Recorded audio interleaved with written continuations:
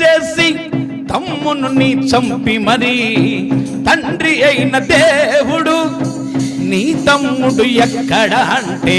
ఆజ్ఞ అతిక్రమమే చేసి తమ్మును నీ చంపి మరి తండ్రి అయిన దేవుడు నీ తమ్ముడు ఎక్కడ అంటే నా తమ్మునికి నేను కావలి వాడనని దాచిన పాపముకై ఆనాటికైను వ్యవసాయము పండక దేశ తిమ్మరాయనే వ్యవసాయము పండక దేశ తిమ్మరాయనే చచ్చే వరకు తిరిగి తిరిగి తిరిగి అలసెనుగా దాచుకోకయా దాచుకోకయా